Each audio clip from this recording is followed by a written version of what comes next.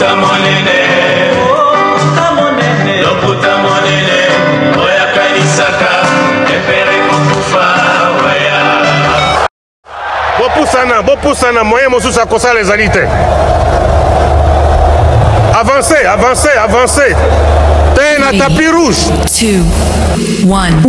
C'est toujours avec un plaisir énorme que nous commençons cette émission. Merci de nous faire confiance, merci de nous rejoindre. Bienvenue chez nous sur la BEV officielle. Si c'est pour la toute première fois, je vous prie de vous abonner pour ne rien rater en termes de contenu. Bonjour, bonsoir. En tout cas, ça dépend de l'heure à laquelle vous allez recevoir cette émission. Chez vous, à la maison, nous sommes en train de mettre depuis la ville-province de Kinshasa, précisément en République démocratique du Congo. Et n'hésitez pas aussi d'aimer signifier à travers l'espace commentaire. Vous nous suivez d'où? Tonito s'appelle sondage Toeba. Bato batel arabiso, bato botel arabiso. Bozana ba kweni, bozana ba mboka nini, mbote na ba oba na Paris. Donc so na Paris, peut-être on commenter au komi pesiko zali quoi. Donc signifie pesiko zali. Au commenter me dit ah ngai na Kinshasa, moi je suis à Paris, moi je suis na Togo, na Benin, na Paris, na États-Unis. Donc et au permettre abiso Toeba. Ceux qui bev officiel de Komaratiwa, puis ceux qui analysent abiso et atteignaka bon et atteindra Kabanani. Voilà, c'est tonton Bev, les transferts les plus chers de la presse congolaise, l'international, 12e merveille, les motivés de toute une génération, monsieur Autotune, NFL, cerveau penseur, jumeau de la vérité, l'intellectuel pratiquant. Moi, je ne suis pas au milieu du village, mais au-dessus du village. Mesdames et messieurs, asseyez-vous confortablement. Quand je viens comme ça, vous savez que je viens toujours avec de la matière. Aujourd'hui, je vous amène quelque chose de très spécial. Aujourd'hui, je vous amène une révélation que vous allez attendre qu'ici, nulle part ailleurs. Vous allez entendre ça ici. Je vous ai apporté une chose. Je vous ai apporté une nouvelle. Nelly scoop. Le scoop à moi, les amis. Botangi na titre peut-être, mais bolingaboy ba profondeur. Botangi na titre peut-être, mais bolingaboy ba évolution. Bolingaboy ba entièreté, yali solo. Et l'ison na biso alele bombeli biso ni makamboze belé. Mesdames et messieurs, surtout aux fanatiques de Fally Ipupa, ouvrez l'œil. Ouvrez vos yeux. Bofongola misu. Réveillez-vous. Moi, je ne suis qu'un simple chroniqueur, youtubeur, analyste, journaliste. Je suis en train de communiquer, je suis en train de vous informer pour vous tenir informé pour vous aller au courant. Cora Award. Cora Award. Est-ce que Cora Award na mutu ya warrior ezala asusu? Est-ce que Cora Award na mutu ya fanatique ya Fally ezala lisusu? Est-ce que Cora Award ba fanatique ya Fally ba kipa ngo susu? Est-ce que Cora Award ba fanatique ya Fally ba continuera à voter? Pourquoi je parle seulement des fanatiques de Fally? Parce que ba fanatique ya artiste mususu oui, ba Gaulois, ba baza nominé kuna, ba Gaulois ba Kofifil, je crois que ba Inos bazar nominé kuna, ba Rebo, ba MPR, ba Herman Amici, tout ça. Mais pourquoi je me focalise sur les Gaulois et plutôt les Warriors? Tous nous savons que les pays les plus nominés, où ils ont la nomination ébélée na Cora Award des RDC. Et artistes où ils ont nominé autant de fois na Cora, ils ont Fally, ils ont 5 catégories. Lutte, il y a Cora, il y a Tour Oyo. Et ça que, ce qui n'a 2002, biso ba Congolais, to bataka record na Cora, c'est parce que Kofi Olomide aura 4 Cora na soirée moko. Et les Congos étaient fiers. C'était en 2002. L'autre en 2024. Donc ça veut dire 22 ans après. 22 ans après, actuellement, on a Fally ou Azaï nominé dans 5 catégories. Donc ça veut dire que ceux qui n'ont 2002 Congo, ils auront 4 trophées dans la soirée Moko ya Cora.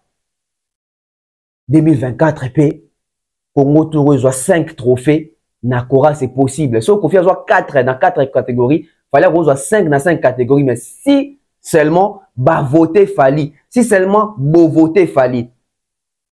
Je ne vais pas vous faire mal au cœur. Na makamu na moni, na makamu na yoki, na makambu oyo, ezo se tramé, il semblerait. Une distraction a été installée pour éparpiller les fanatiques, pour que les fanatiques ne puissent plus être concentrés dans le vote. Et machination, même Yarobo, ça ne sait pas comment voter pour passer à l'acte. Je vais vous dire qu'est-ce qui se passe dans Kora. Je vais vous dire qu'est-ce qui se passe dans Kora. Mettez-moi des likes. Là, c'est parmi les sujets que nous allons traiter. Paris, la défense des faits égaux là. Il semblerait Paris, la défense à Rennes, les autres café et bazongi, c'est la mbongo.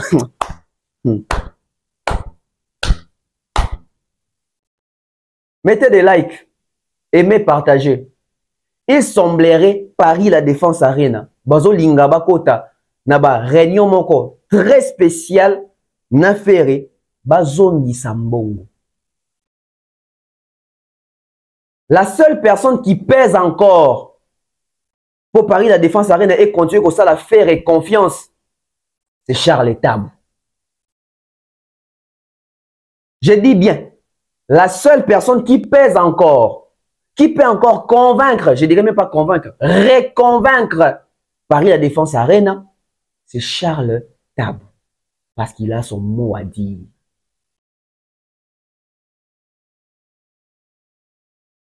Faire égaux les concerts à Paris, la défense à Rennes les a menacés. 2026, les a moussikate. Et puis 2025. Ça veut dire qu'au mois d'avril, le 26 avril, faire azo risqué, soit, par exemple, c'est la mbongo, abeta soukounate, bon, on va communiquer que les concerts est reporté dans la date ultérieure, ou soit, il y aura annulation définitive. Ce qui se passe aujourd'hui avec Paris la défense Arena et qu'il y a une similitude dans ING Arena. Vous sentez que faire à chaque ING Arena, vous tournez kenda. Vous sentez que faire à chaque ING Arena, si vous tournez et kenda wapi. Makambo le beza tellement ébélé. Toro solo on a katia. Toro betali solo on a longoli. On a longoli. Tokobeta lisolo ya Fali na quartier latin. Namoni ba communicateur ebele ya quartier latin, namoni ba ancien musicien quartier latin notamment Soleil Wanga. Oazo continuer comme ça ba émission na combo ya Fali pour na ko diminuer Fali et nazo comprendre batu mususu bazo ko digérer te que Fali et les Kofi en mieux. Ça veut dire que il y a débat. L'autre ressololé un peu. Nanya Sala Fali. Na communauté, on va vous dire, Kofi a Sala Fali. On a tout n'a toujours question parce qu'ici, on n'a pas de réponse. Entre Fali na Kofi, Nanya Luka Muninga. Restez avec nous parce que maintenant, on a troisième dimension. Non, mais tu as sous l'histoire que Fali Moutou, Kofi Mtatinda Raba qui est gozoé, tu as déjà que Kofi Mtaluka Fali. Parce qu'on a la troisième dimension, Oyo, bah musicien à quartier latin, n'a musicien congolais à génération en Fali.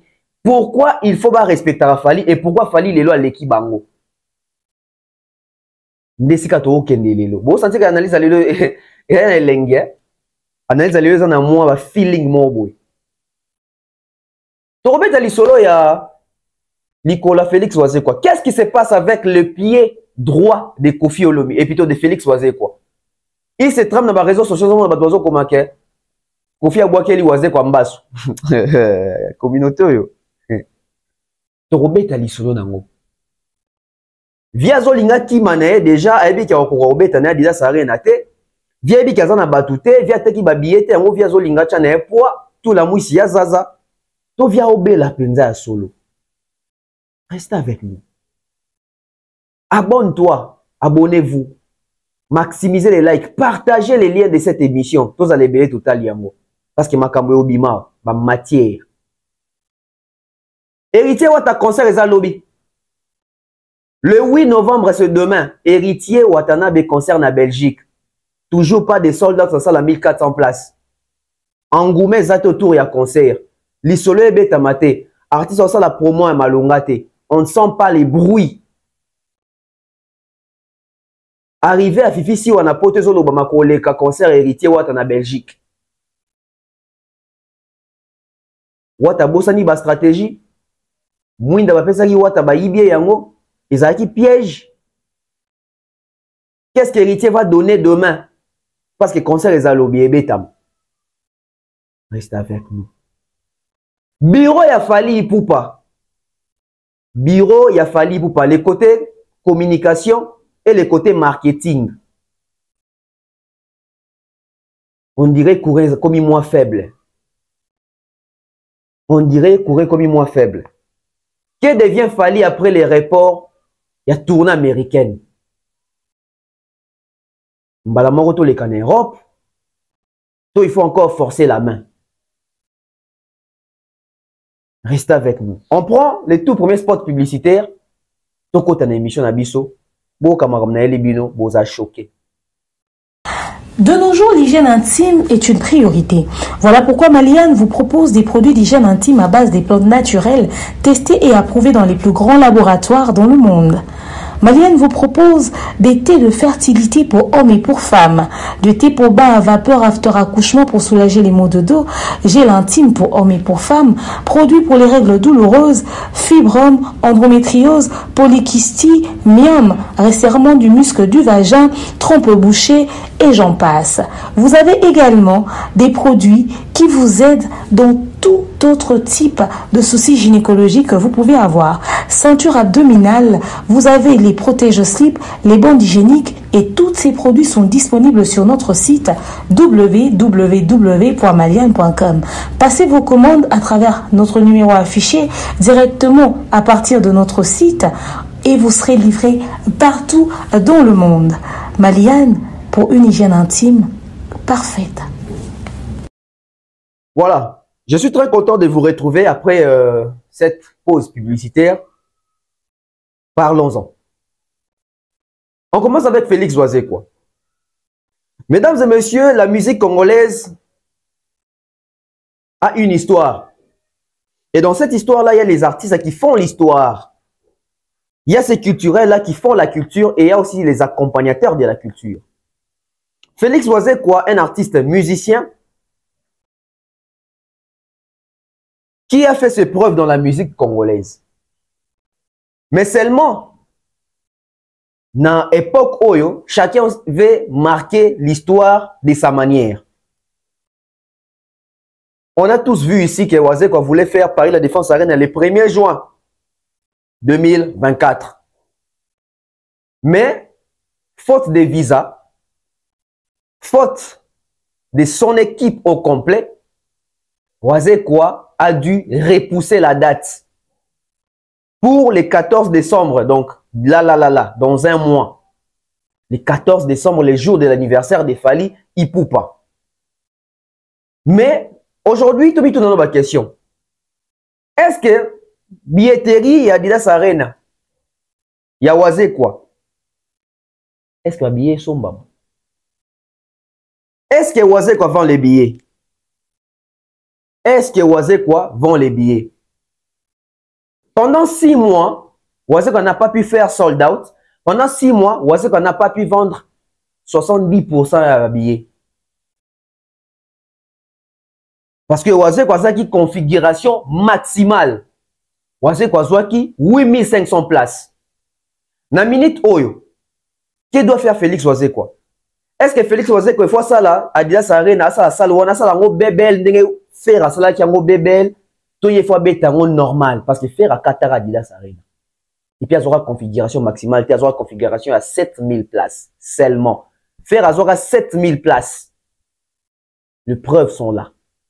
Mais malgré que cette ouana, bakata gisu sundam. Est-ce que Félix Oisé a autorisé sa Adidas Arena? Déjà non. Et comme il est compliqué. Est-ce que le fait que Félix Oisé abandonne cause là, appuie côté à Fally pour na visa, est-ce que aboutir?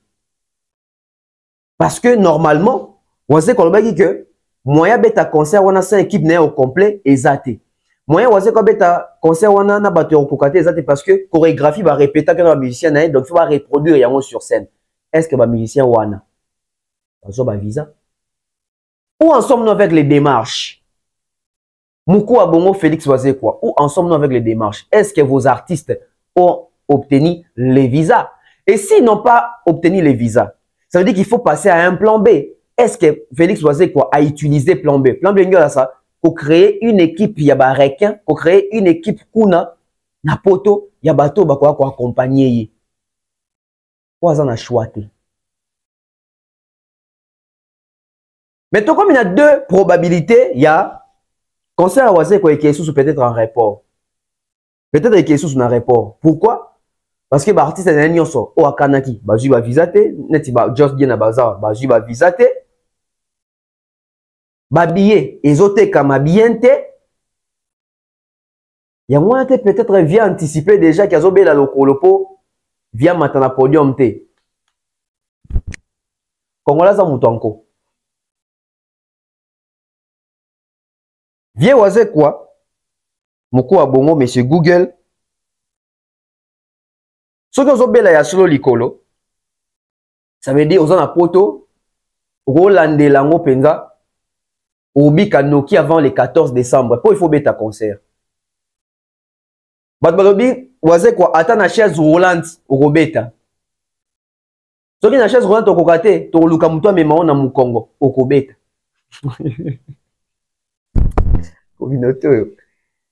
Même au dos, même sur les dos. Rochayo. Sopo lingito cho likola mbetu oyemba moza olala. Parce que eux ont bien pourquoi raison. Pourquoi Kalawana via belaki lokolote, l'artiste a beli lokolo, mikolo. Pourquoi Kalawana Félix Oisé ko belaki likolote, avec obela ngo mikolo. À un mois à concert.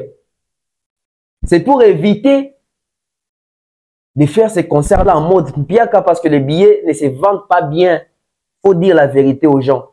Pendant 6 mois, Oisé quoi n'a pas concentré l'actualité autour de lui, n'a pas concentré la vigilance autour Nayemoko. Pendant les 6 mois, Oisé quoi n'a pas fait d'actualité majeure. Ils ont poussé Batouba son habillé. Apparemment, ils se sont appuyés sur Fali. Que la présence de Fali va booster. Que la présence de Fali va booster.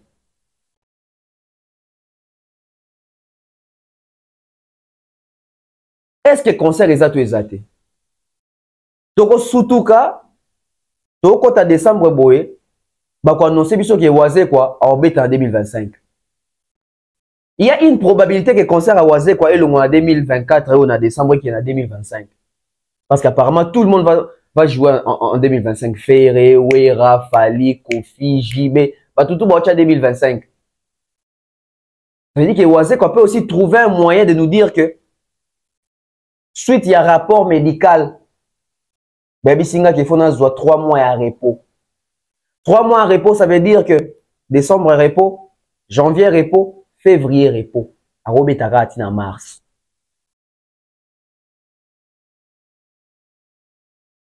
Est-ce que Oisé quoi quand Achaki Datso ya Adidas Arena? Achaki on peut mon ba tutu bazongi na Robeta na poto. Chacun peut avoir des fanatiques ou poto. Ça aussi, c'est un problème. Plusieurs personnes aujourd'hui vont vouloir faire des concerts en Europe, mais dans un public, c'est la bangoté. Mais Félix Oisé comme monstre d'amour au bêta concert. Au bêta concert. Attends, concert virtuel, concert conférence, le téléphone, au bêta concert. Tokoluke dans mon toromemo na Mukongo. Tokoluka pe Kofi, tokoluwe pe Kofi le bida memio na Mukongo. Po betaka concert wana. So po lingito tindiko na chaise roulante, tokoluwe mettre Churamboma na pesi mbote, mettre Churamboma. Po mettre Churamboma ko mema pe Oisé ko na Mukongo, ko chepe na mutu wede tono sala kale mutu ba lukaka. Yeyo, Oisé quoi. Aye. Toko sala bien. Mettre Churamboma l'imbattable. Ouais, mettre Churamboma. Oro me mapena vie, uche pena na uche na mapeka, via oyemba. Po vie fa beta concert. Kinoa Congolais bi Oisé kwa kokima te, to boyi ba raison o likolezo sala tete. avant biso likolo ça la te expliquer biso nano combien de musiciens ont bazu ba visa. Parce que tika qui na 6 mois ko la démarche on a concert les a reporté depuis le 1er juin. Donc ça veut dire que tous les mois de juin on sait que na juin mobimba, juillet mobimba, août mobimba, septembre mobimba, octobre mobimba, novembre 6 mois. 6 mois il y a préparation à concert. 6 mois il y a pour ça la dossier pour payer sa visa. 6 mois il y a ba démarche. 6 mois il y a promotion pour ba son billet. Quels sont les résultats sur terrain après les 6 mois? Les billets étaient comme ma cité. Ba musicien, ba ju ba visa te. Yemoko waze quoi? Actualité au centre naïe, ils allaient quitter. C'est un 6 mois qui est passé comme ça. C'est un 6 mois qui est passé comme ça. Les 6 mois, totalement pénable, papa et l'équipe. Qu'est-ce qui s'est passé dans 6 mois? Waze quoi bebanina Kofi. Qu'est-ce qui s'est passé dans 6 mois? Waze quoi na fali relation son kitoko. Qu'est-ce qui s'est passé dans 6 mois? Waze quoi comme kobina babilo rafali. Qu'est-ce qui s'est passé dans 6 mois? Waze quoi na maître Churamboma bakangi migi azotonga soki waze quoi azotonga Kofi. Azotonga waze quoi na mi donc plutôt. Migi otonga waze quoi na Kofi. Qu'est-ce qui s'est passé dans 6 mois? Dans 6 mois, waze quoi? Abeli Likolo. Waze quoi Abeli Likolo? Est-ce que le concert Adidas s'arrête des assos? Mais en tout cas, il faut être à la pauvre vie, il faut abeta. Attends mon Congo ma vie, attends la chaise roulante via Robeta. Mettre Churambo Mazana remet la vie sauvée. Parce qu'on a besoin de ces concerts-là. Il y a des cultivés qui sont en Europe qui veulent voir les concerts des Oisé, quoi, qui veulent vivre les spectacles, la chorégraphie sur scène. Alors, Oisé quoi est parmi les meilleures personnes qui peuvent nous donner un bon spectacle sur scène. Il doit faire ses concerts. Il doit se faire soigner vite. Parce que même maladie au vieux bakomi wana o azobela o bakangie nango ya mande ba jouer est-ce que via betarabal était na ba comme une émission moderne à Salaki. Oisé qu'on n'est pas un joueur de football. On sait qu'on ne joue pas au foot, mais qu'est-ce qui se passe avec son pied? On sait qu'on ne tire pas des balles, on sait qu'on ne tire pas des ballons, on sait qu'on n'est pas tireur de coups francs, on sait qu'on a mon petit corner, on sait qu'on a la rabassante, on sait qu'on a sa rapace, on sait qu'on a chanteur. Normalement, on sait qu'il fallait la gorge, normalement, on sait qu'il fallait la mounoko. Tout le monde a une explication d'un mot quoi, pour tous les hommes. Non, c'est-à-dire que nous avons douleur déjà bandakine. Nous avons bandakine. On a déjà 3 fois nakine. Mais moi, il y a un contrat, c'est fallait naya. Na beka qui apport n'engagera pas ya kisi ba intervention, non yoka kama moi bien. Mais en tout cas, na yoka epeka moi bien. Mais na comprendre te tant où ce qu'on a la tisa patu na cha o mususu. Ndi na zupe na choc ya makasi na nena ko kitalo kolote.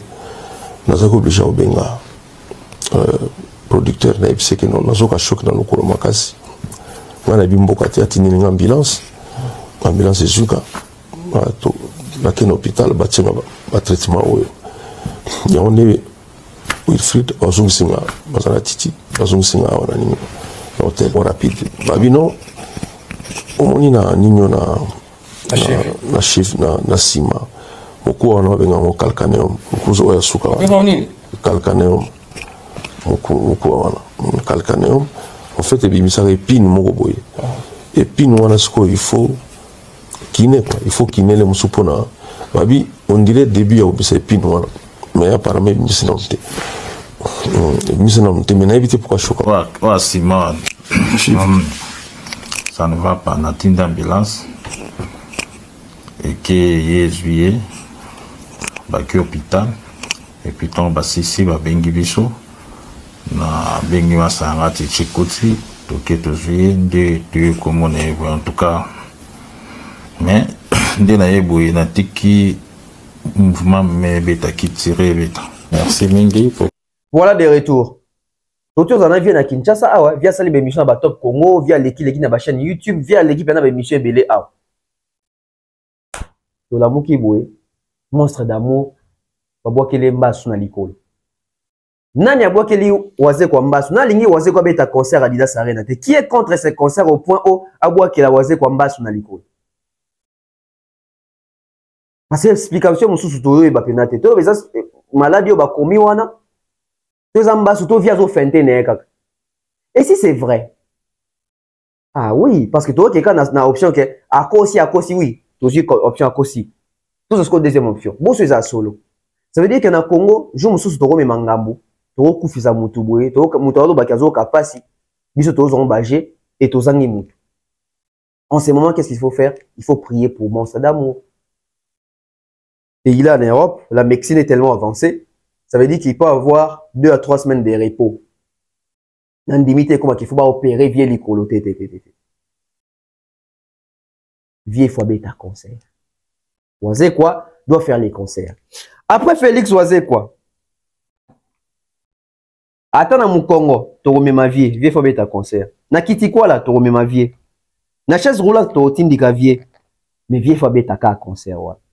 Mikolo système ezaka bongo okobeta. Héritier Watanabe. Bandeko. Tout solo là. Qu'est-ce qui se passe avec Héritier Watanabe? Les concerts est demain, les concerts est prévu pour demain. Aucune communication, on n'entend pas l'engouement. Bon, encore c'est la Belgique macam parce que dans mon ibaté dans comme la Belgique est en mouvement, tété Belgique est en mouvement, ngaza la Belgique. Là dans la Belgique. Bien que Belgique est en moka, hein, est en mouvement té le col la France mais Tobo Sanate qu'il fallait habiter dans ING Arena 16 500 places sold out. Bah c'est une plaque wana qui a sali sold out. Et ça qui va ça en Belgique. Et ça na Djibouti te. Et ça na Tchangou te. Et ça qui na Fungolo mete. Et ça na Kasongolu ndate. Et ça qui na Idiofate. Et ça qui na Belgique. Et ça qui na Belgique.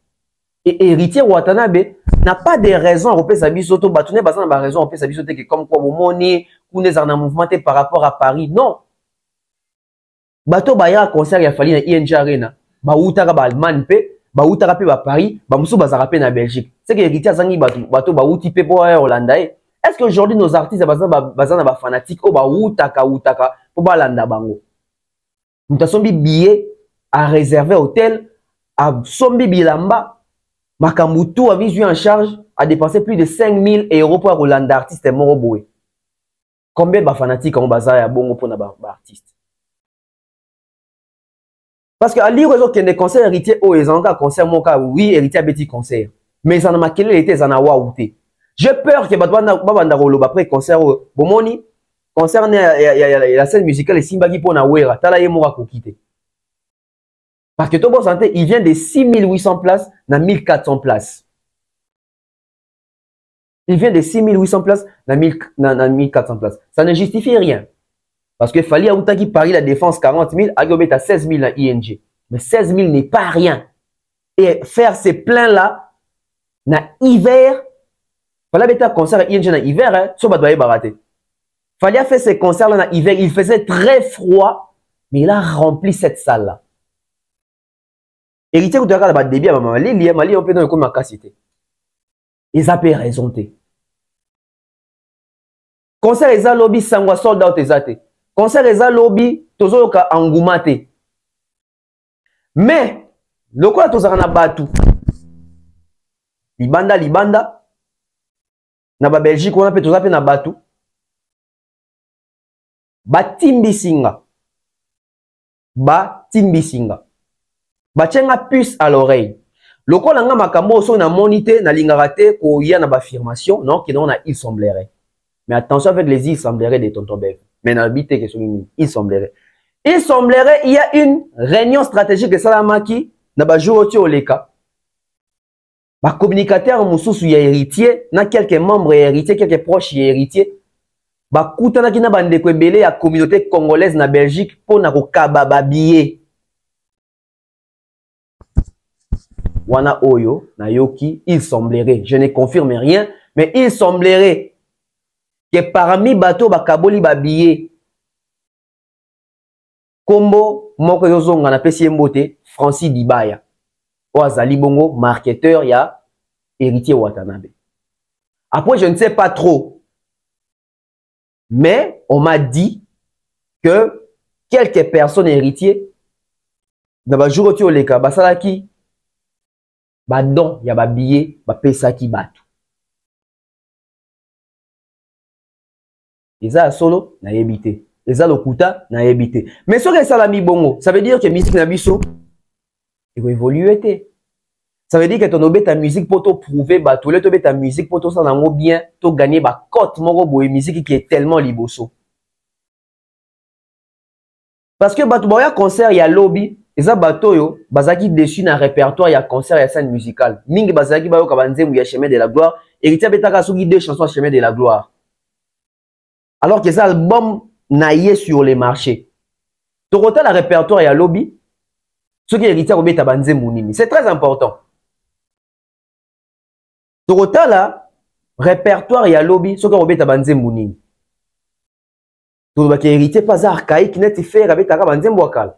Touré bango lobby. Parce que la scène musicale, c'était compréhensible que oui, non beta na pototé, il fallait faire revivre bat. OK. Si au concert il y a lobby.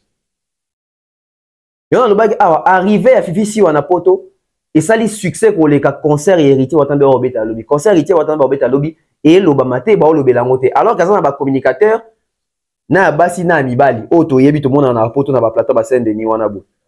Au le ba beta lisola concert bango bazo vendre na ba live na obeta masola ba vie privée à bato.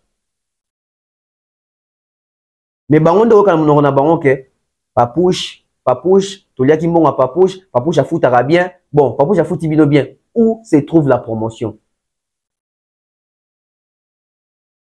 Toujours risqué concert Héritier à lobby zara concert ka ya mbanga na misu makasi mais au fond ils a concert mo ils en a réussite. Toujours risqué. Toujours risqué.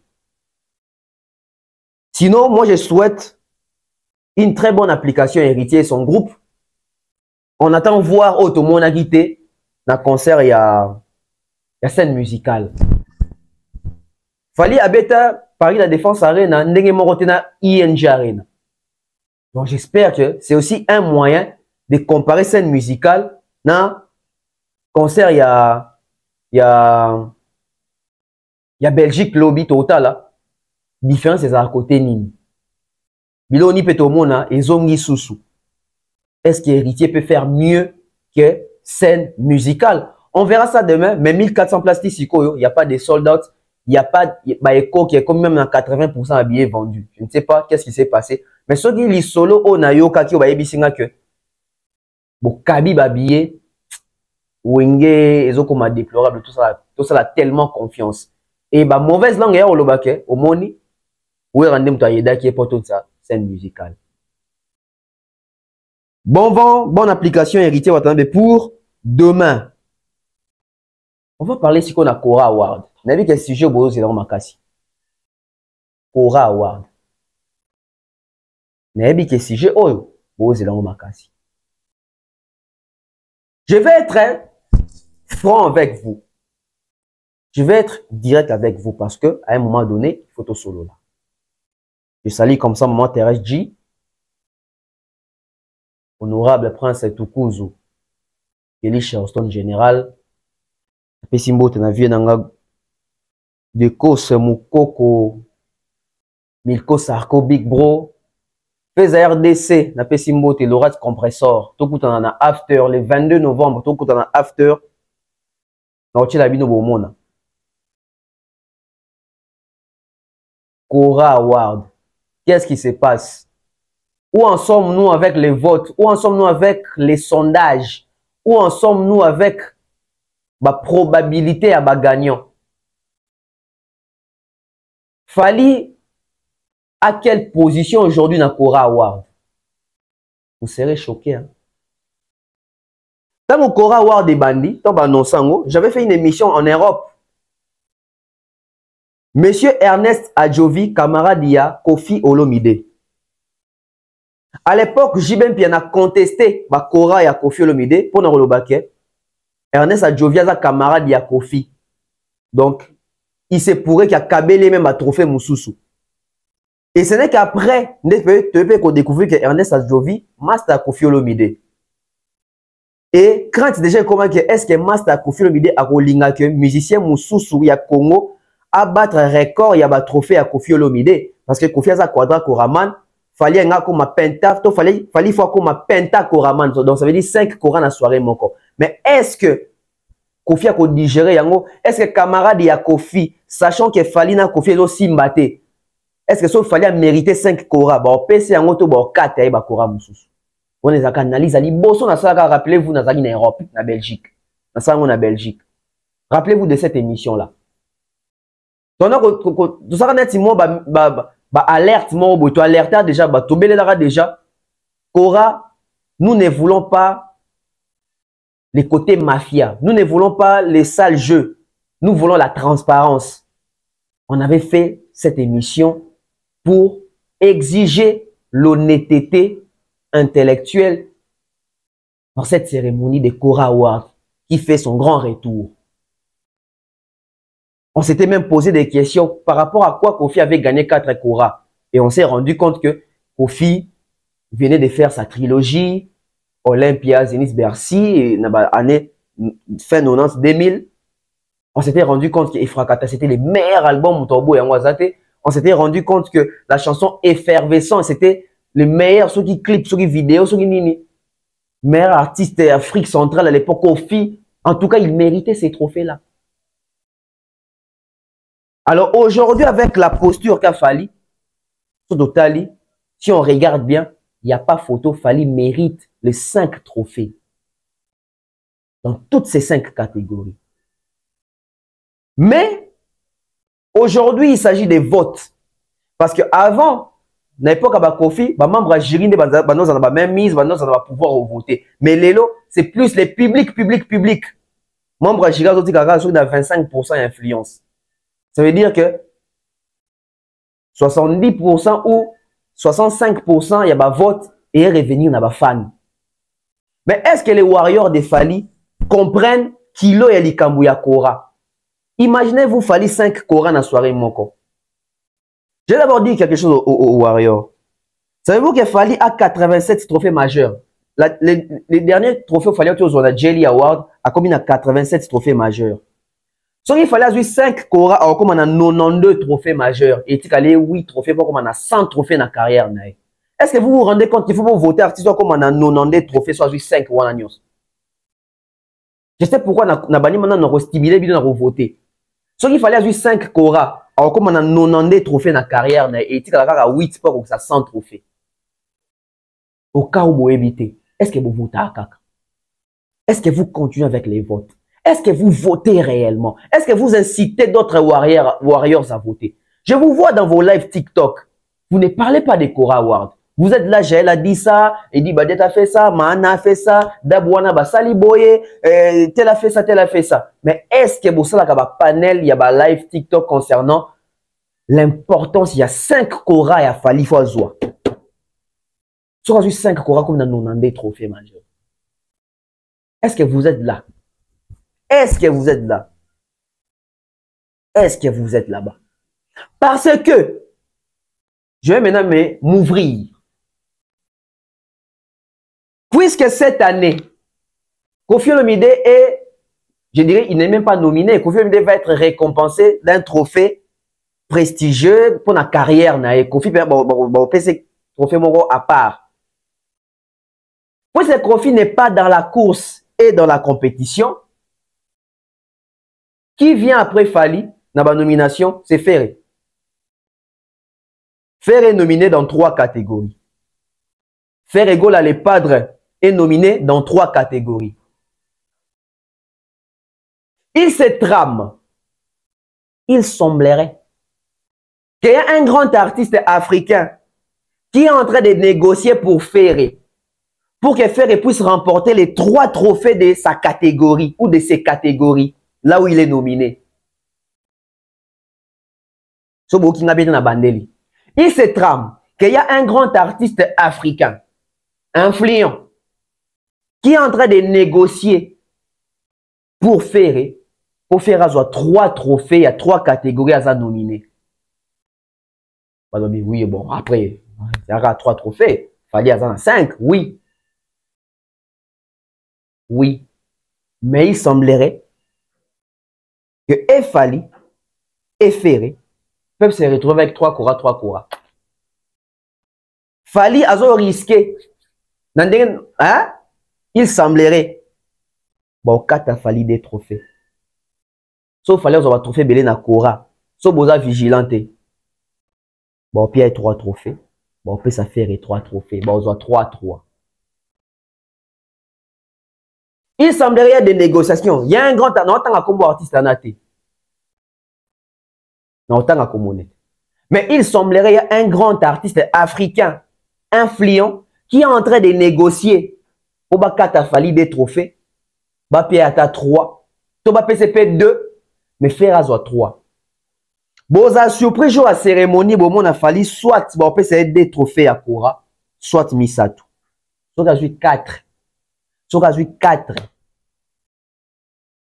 C'est que mon qui va fanatique pour fungoli misu. Soit à 5, c'est que mon qui va fanatique pour autant la moyenne to consisate. Mais soit qui va fanatique pour la distraction pour voter et ça une meilleure façon de justifier ndeni bon 4 a fallu des trophées. Bon, PC soit 3 trophées à Cora, soit bon PC 2 trophées à Cora. Et de l'autre côté, Ferré, bon 4 attentes à Cora, mon côté Ferré, bon PC 3 Cora.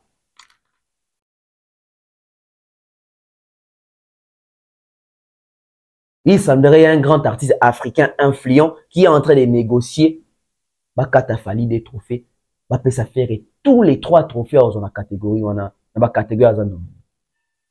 Il y a un autre bah fanatique à fallu. Est-ce que vous êtes vigilant? Est-ce que vous voter? Est-ce que vous continuez à voter? Est-ce que vous tala? Parce que vous profitez de la distraction, bah ça distrait. Tu mets ta carte dans biso. On a le baguité. C'est l'heure d'aller revoter na Cora Award. Monsieur Ernest Adjovi, on vous salue. Beaucoup de respect. Merci pour les Cora Awards. Nous voulons la transparence pour cette édition des Cora Awards. Ceux qui ont mérité et ceux qui ont été votés, donnés à ceux qui ont été votés et ceux qui méritent. On n'a pas besoin de tricherie. On n'a pas besoin de tricherie. On marque la deuxième publicité.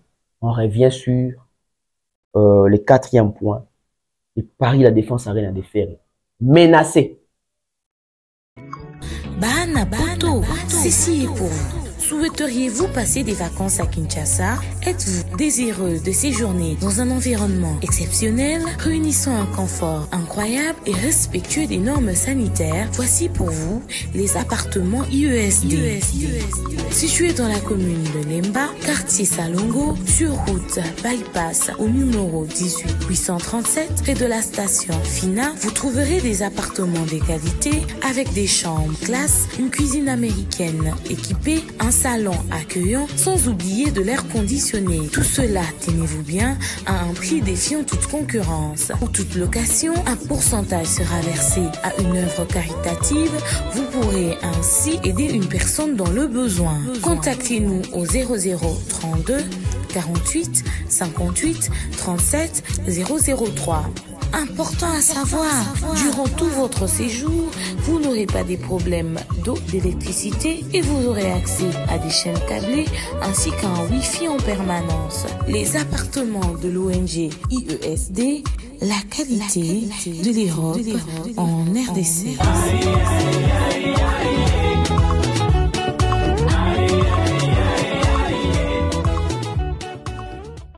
Voilà des retours. D'abord, d'où viennent les problèmes? Faire réparer la défense arène, est-ce que Faire est capable de mettre ça? Est-ce que Faire est capable en mesure de jouer cette salle? Le problème, il fallait Bandano Nouana. En fait, Bandano, quand il fallait réparer la défense arène, que Mututu, il y a un bêta, tout ça. Oui, Mututu a un bêta. Mais est-ce que vous avez une vision pour jouer cette salle-là? Est-ce que vous avez un moyen pour jouer cette salle-là? Charles Tabou Amissi, aujourd'hui, il contribue énormément dans la musique, dans la biso, dans la production et dans la poto. Après Fali, parce que Fali Moutazong si va concert na poto. Après Fali, c'est Charles Tabou. Parce qu'il est en train de manager, il est en train de superviser, il est en train de négocier pour les artistes. Il est en train de demander, penza pour les artistes, na biso plaider pour na bango. Fait que soit bêti Paris la défense il va déjà que Charles Tabou Moutou. Aza derrière Makambouana à 95%, à 95%. Charles Tabou. Mais est-ce que ma garantie, parce que le problème est comme une ma garantie, oh Charles Tabou na batumususu, oh bazobeta ferré, oh bah penser qu'il n'a pas la défense arena. ba garantie wana na minute oyo par la défense arena a constaté que makambo belé balaka qui est concernant les profils des artistes faire ego là et tenir té. D'où viennent les problèmes? D'où viennent les problèmes? Ces problèmes me fait rire. On va écouter une maman, un maman té, on va écouter une maman. On écoute la maman. On va aussi écouter l'artiste, le padre Ferregola. On va essayer de comparer cette contradiction et cette confusion totale. Aujourd'hui, la source de cette probabilité de report, il y a concert, il y a Ferregola, vient de la confusion, de la contradiction, de la haine et de l'esprit d'éprouver. Mentir, c'est bien au début, mais quand ça n'aboutit pas, ça devient amer de mentir. On suit notre maman, on suit aussi l'artiste Ferregola. Vous allez comprendre que les deux ne parlent pas même langage. Les deux n'ont pas les mêmes discours, mais ils sont du même côté. On va se poser des questions. Qui dit vrai entre la maman et l'artiste? Babie na Fnac esili. Na Fnac babie esili ba golo ba sombi babie ya Paris la Défense pour les Warriors. Non. Donc la bino. Les billets finis na Fnac. Voilà, ça entre guillemets, ça privé. Babie zali. Babie zanan. Non, babie et zanan. Donc, babie zanan, il y a un azul bageno. En tout cas, dès toujours, la pongite, il faut tout épuiser babie. Il faut babie somba. Babie et zanan. Et zanan est belé. Et zanan est belé. Et zanan est belé. Les billets finis, na Fnac.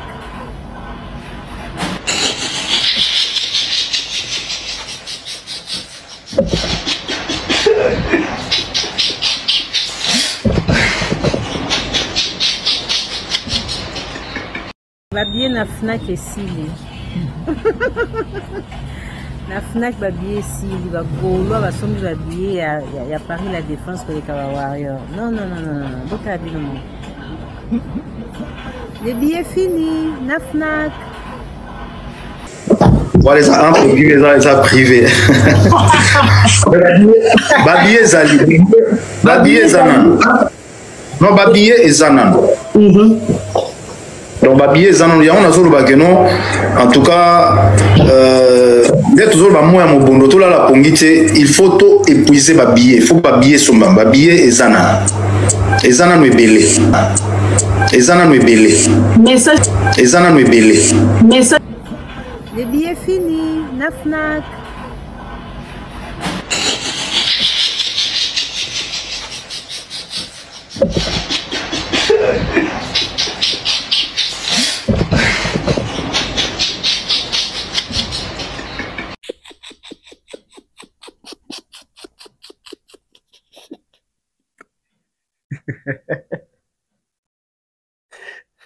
C'est pas possible.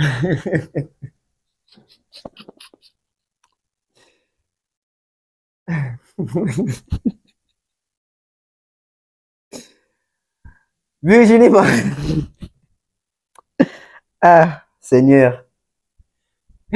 Virginie Manganga. Alobi va bien à Fnac et Sili. Elle a fait cette vidéo 2 mois avant les lives de faire autre ça la Mikolo. Donc 2 mois avant, Virginie nous informait que Ferrego la babillé na Fnac et Sili. Alors que quand on a ta vidéo, on a fait le montage. On a Virginie Zoloba, billetterie à Fnac ou Ebima, on a fait chang pour la sabatuke. Même temps, le bar bongo, na Fnac babillé zakaka. Na moni batebele ba ki parce que na posta ki na page Facebook nanga. Na moni ba golo ba ki na page Facebook nanga. Alors bien que na Fnac et Sili qui vous dit donc ça veut dire que même ba goloa bokota na Fnac te aller na Fnac ba bien faire zakaka. Donc autant les vidéos moni pe ke ba cheli bino ba billetterie à Fnac billet zakaka. Ozoko koma. Azodo ba bien que Fnac nde Sili mais ba sous na le sili tété même ya Fnac esi la té na Fnac ba billet so ya faire so ki okoti kota siko na Fnac ba billet za bosala ba téléphone ngo ndeni ou bien ba téléphone ngo ezango ya bino te basimbi sarabino ou so bino ba téléphone na bino ezanga pour na hôtel porno otika na hôtel la porno mouvez na autre chose. Donc Virginie Manganga vient contredire, pas contredire, Virginie Manganga vient désinformer les Gaulois pour un sentiment, pour un choquer Falina ba warrior, avec aussi batuke, babiye à faire na Fnac et c'est là. Faire à sali live, faire avec contredire Virginie, faire le bic et babiye zanano ebele. Babiye zanano ebele. Bisika tout bacha babiye à faire, et ça t'as sika morote, ça déjà épuisé. Et ça t'as sika morote que babiye c'est là, et ça na Fnac, et ça na site, et ça na l'éclair. Et ça soki wapi na bisika tout oyo bacha babiye à faire pour basomba. Ata sika morote na no ici là. Ba basomba mais ça t'as sika morote que babiye sili, babiye za. Et basal wana bazaraso amoni ke billetterie ne zo avancer na li kukuma ba botolo date ba pia date et pas ba to mususu ba ko annuler concert ba ko peso report ba ko peso choix pour na date mususu bon mona ki publication à Gauthier Sey bon mona ki publication à Gauthier Sey selon la source selon une source proche de la salle Ferregola l'artiste Ferregola a été saisi par la salle pour une probabilité à céder date le 26 avril dans le match moko ya rugby dans Paris la Défense Arena. On les a li poste à Gauthier Sey. Mais je vais vous dire une chose. Moi, j'ai contredit Gauthier Sey. Le concert de Ferré pour le 26 avril est bel et bien maintenu. Faire au bêta concert. Mon Ferré, au bêta concert. Bon qui mate? Moutoua qui mate? Moutoua qui mate? Bon, remarquez bien. Je vais vous expliquer une chose que vous ne comprenez pas. Faire un batounae, baby qui va bien te comme un passi. Faire un batounae, baby qui va bien te comme un thé.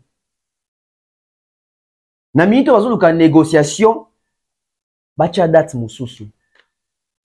Je vais vous dire une chose. Faire un minute on a deux options. Il faut cha date mususu ou soit ba fanatique, soit ba sombi date des ongir sécurisé parce que date est menacée. Date pour à sécuriser, il faut pas gaulois bosomba babillet. Mais si bosomba babillet, il y a une probabilité. Bon, il y a une proposition. Oui, proposition vous a dit. Vous avez un like. Mettez d'abord des likes. N'a pas une proposition. Oh yo. Équipe y a faire et bazo cogiter na minute bazo kanisa. Bon, moni na 2025 autobande. Fallait on peut sa date. Il y a Stade de France nae. Soit na fin décembre, soit na début janvier. Mon colo fallait que date. Il y a Stade de France. Faire et changer de date et qu'il y a la période de Stade de France à faire. C'est l'option Vatican dans moi. Bah, source sous de lobby. Même date le 26 avril, bah, tchak yango comme formalité. Bah, non, c'est la mon colo fallait que date na Stade de France, bah, changer de date. Pour pas qu'il nous coûte en soit na mois moko, soit na espace il y a semaine moko. Bande ko hippodrome pe bazo zela pe bongo. Yango moni ba komi ko teaser bino déjà. Ce n'est pas que date na bango za menacé, date na bango za menacé te. Date na bango baza na besoin ba kota na émulation na terrain na mutu mo boazo teka, ba teka ensemble ba profiter na aura mutu na po etekisa bango, mutu ngo eza fali. Bazo zela fali acha date ya Stade de France. Pour ba changer date na bango pour ba fanti na ba somba na tembe parce que bango ba betaka na tembe bango ba tondisaka na tembe bango ba tubayaka po na tembe ya ba moni que meilleure option ko tondisa Paris la Défense Arena c'est de donner d'abord une fake date attendre Fali mettre une date et nous allons changer des dates en fonction de la date de Fali pour faire vendre nos billets. Donnez-moi des likes ya amen na ba chat bo pesa amen na ba chat bo beta maboko. Bon, bah, c'est s'abonner, bon, s'abonner. Bah, tu vas retourner, t'entends bien, vous l'information, ouais. Mais, vous tapez ça, l'information, vous avez kanga. Vous avez kanga. Ah, cousin, nanga. Bah, tu fais, bah, battre. Bon, bah, après. Il y a des choses. Il y a des choses. Et, remarquez une chose. À part les fanatiques des Ferry, bolongola bon problème. Botala ba communicateur ya Ferry. Bomoni nani on sait qu'un report ya Fali. Publiquement. Bomoni nani a 8 ans. On lobé la fali, tourner, reporter, simité, nani. Publiquement, consciemment. Tout à raison. Pour moi qui est basé penzate. Et pourquoi? Parce que stratégie n'a pas dit que le coup la fali va reporter, mais je peux toujours avoir raison que va reporter pour tout qui est une moko. Parce que surtout c'est qui est.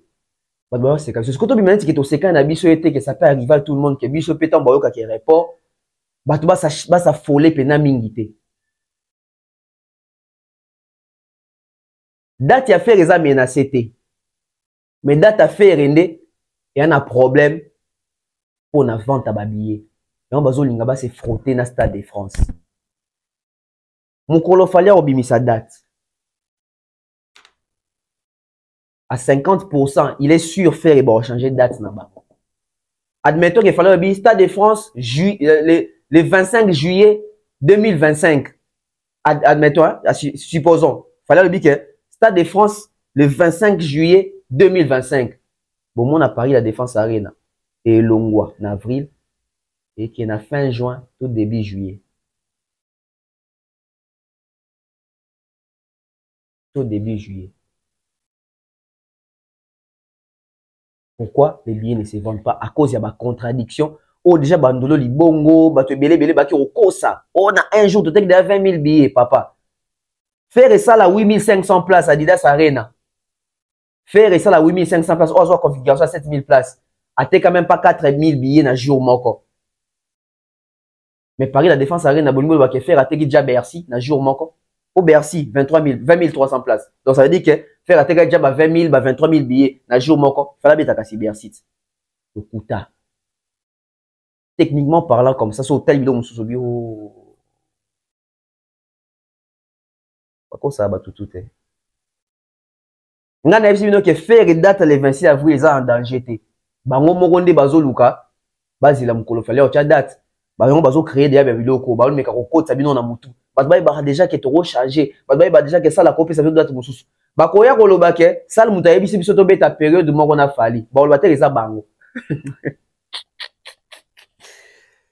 On va passer dans le sujet mususu. Si j'ai fallu pour na quartier latin.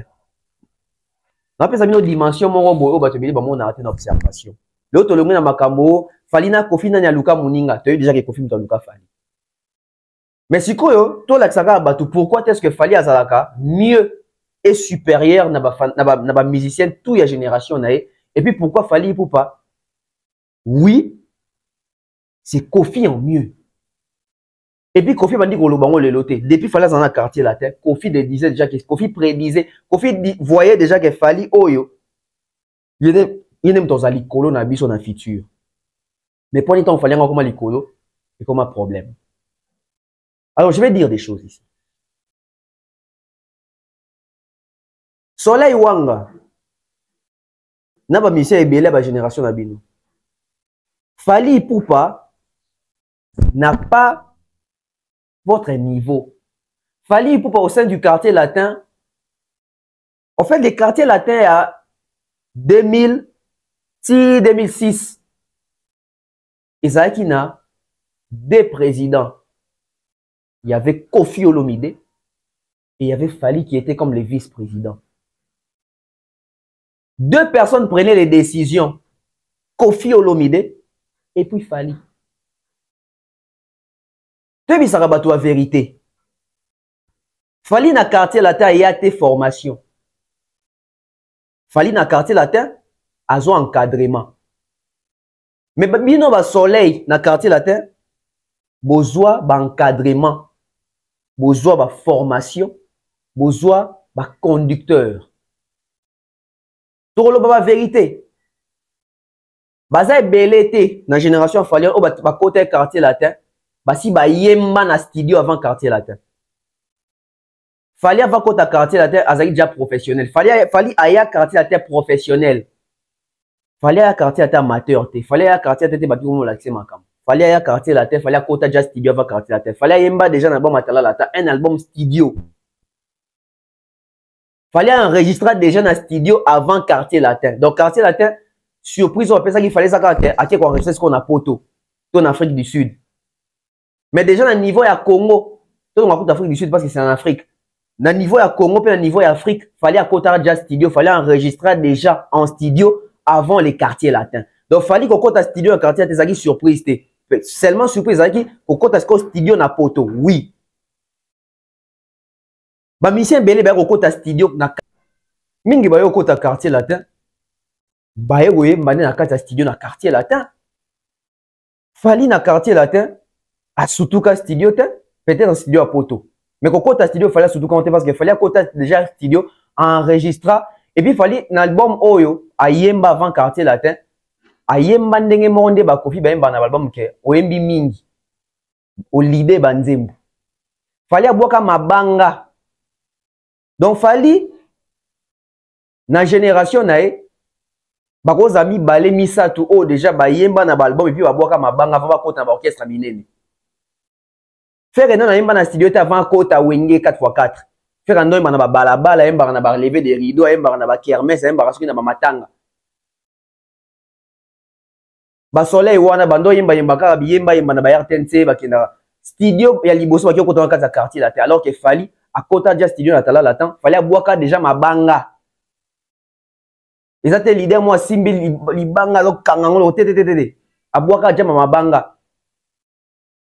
Fali ayoka déjà lengi ke bache na pochette avant que ta album orchestre munene.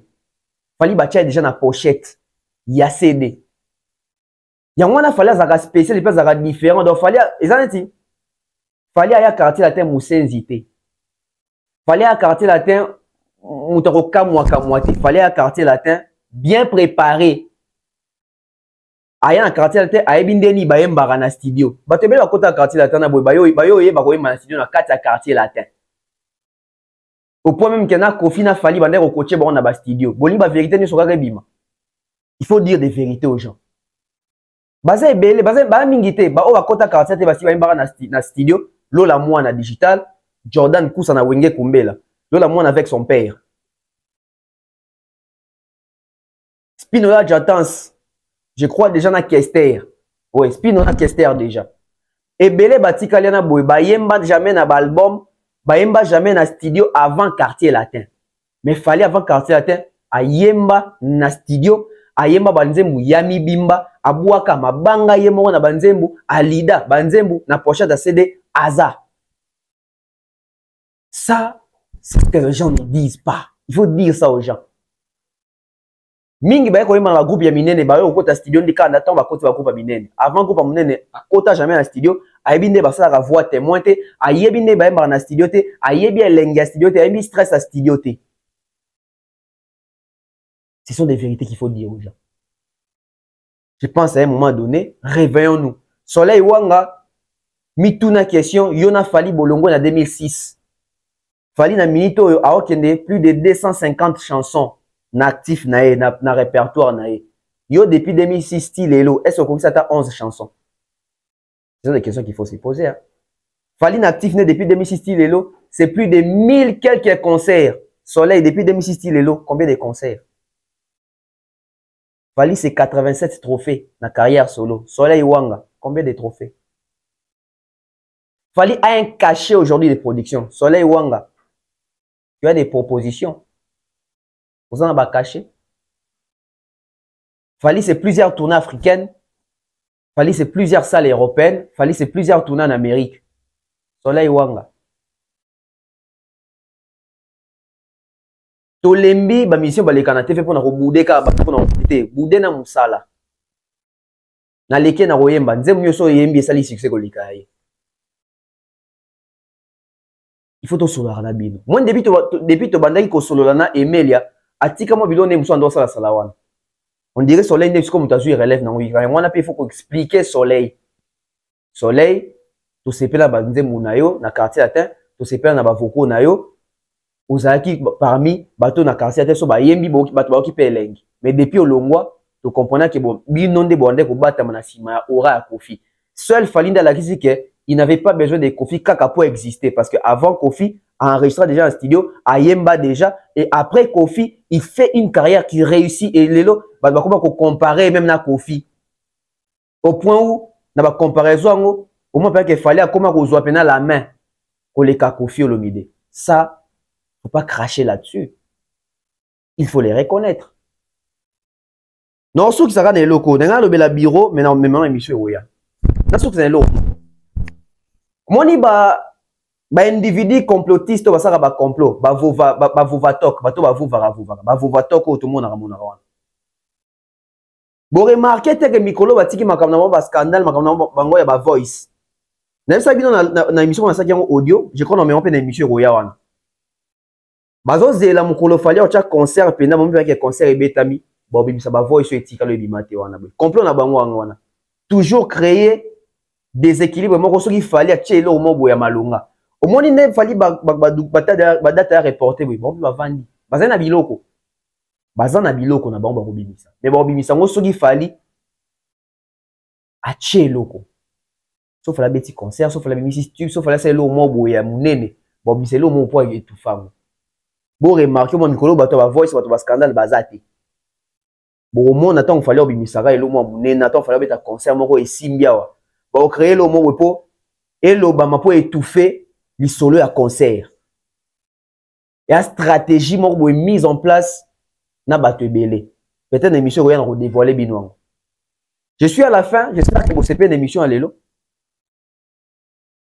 Tozé là, concert héritier lobby, tozé là, nouvelle adresse, il y a fallu pour pas, sûrement, au coup en Europe pour la tournée européenne, et puis, qu'on en Afrique pour Abidjan, et puis total en mais 2025, fallait comme un programme saturé en 2025. 2025, il y a fallu kilo. Tout selon l'émission prochaine. Et puis, l'émission prochaine, nous avons une surprise, moi, sur Essika, moi, artiste, moi, beta. On se retrouve très prochainement. Bye bye.